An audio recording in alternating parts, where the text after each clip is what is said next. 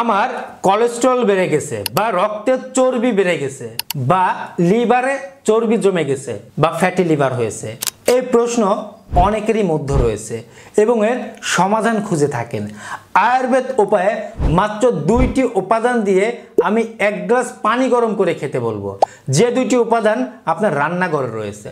তবে পানীয় গ্লাসটি আপনাকে যেমন সহযোগিতা করবে, আপনার দৈনন্দিন রুটিনে অবশ্যই মাস্ট বি কিছু নিয়ম কানুন মানতে হবে।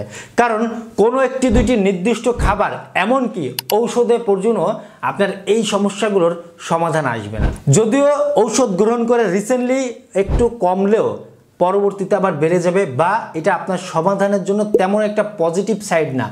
আপনাকে মাস্ট বি আপনার নিয়মকানুন মেনে আপনার সমাধানে যেতে হবে। কারণ চর্বি শব্দটার দিকে চিন্তা করলে ঔষধ বা কোনো খাবার তেমন কোনো ফলাফল দেয় না। এইখানে নিয়মকানুনটাই হচ্ছে বড় সমাধান, সেই নিয়মটা আপনাকেই মানতে হবে। প্রথম নাম্বার নিয়ম, অবশ্যই খাদ্য তালিকা থেকে আপনার ক্ষতিকর চর্বি যেই খাবারগুলো রয়েছে এই খাবারগুলা আপনারা একটু এড়িয়ে চলবেন। উপকারী চর্বিগুলা রয়েছে এমন খাবার খাবেন। অনেকে চর্বিযুক্ত খাবারের চিন্তা করে ভালো চর্বি যাতে রয়েছে সেই খাবারকে আপনারা এড়িয়ে চলছেন। উদাহরণস্বরূপ সামুদ্রিক মাছ, এই আপনার যতই চর্বি থাকুক সামুদ্রিক মাছ আপনি খাবেন। ওমেগা 3 বা ফ্যাটি অ্যাসিড বা এটাকে গুড ফ্যাট রয়েছে, গুড ফ্যাট আপনি বাদ দিবেন না, এলডিএল বাদ দিবেন, এইচডিএল না। আমাদের এদিকে একটু লক্ষ্য করে প্রয়োজনে আপনি আপনার ডাক্তারের পরামর্শ নিয়ে একটা চার্ট নিয়ে নেবেন যে কোন খাবার আপনি খাবেন, কোন খাবার খাবেন না। শুধু ডাক্তারের কাছে গেলেন, ডাক্তার পরীক্ষা নিরীক্ষা করে কটা ওষুধ দিল, আপনি নিয়ে চলে আসলেন, ওষুধগুলো খাচ্ছেন আর বিন্দাস লাইফ কাটাচ্ছেন, ভুল।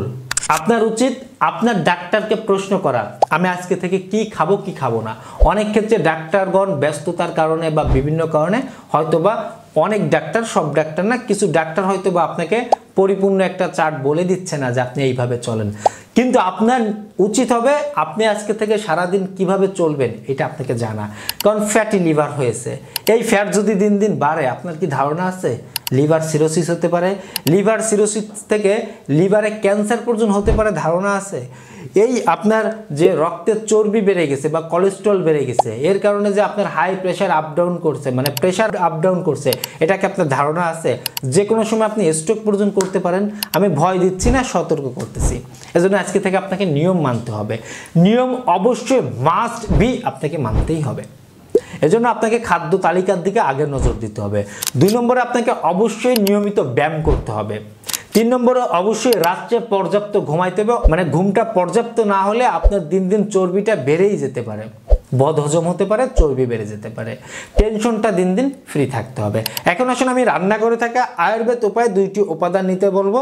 1 নম্বরে নিতে বলবো আদা, 2 নম্বরে নিতে বলবো রসুন। কি আদা আর রসুন? হ্যাঁ, আদা আর রসুনে এমন উপাদানগুলো রয়েছে, এই অ্যান্টি অক্সিডেন্ট সমৃদ্ধ আদা এবং রসুন উভয় আমাদের মানব দেহের জন্য অত্যন্ত গুরুত্বপূর্ণ 2টি উপাদান। আমাদের প্রাকৃতিক অ্যান্টিবায়োটিকও বলা হয় রসুন বা আদাকে। আয়ুর্বেদ উপায়ে দীর্ঘকাল বা প্রাচীন কাল থেকে আমাদের স্বাস্থ্যকে সুস্থ রাখতে, বিভিন্ন রোগের সমাধান দিতে আদা এবং রসুনের জুড়ি অনেক ভারী। এর গুণাগুণ যদি আমি পার্ট বাই পার্ট বলতে চাই, এই ভিডিও দেখার আপনার ধৈর্য থাকবে না। কোনো রকমের ক্ষতি নয় যদি না মাত্রা অতিরিক্ত আপনি গ্রহণ করেন।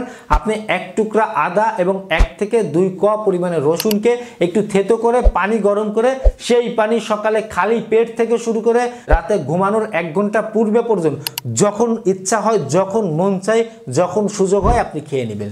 টানা 1 থেকে 3 মাস খাবেন, ভালো একটা অঙ্কের ফলাফল পেয়ে যাবেন। ধন্যবাদ সবাইকে।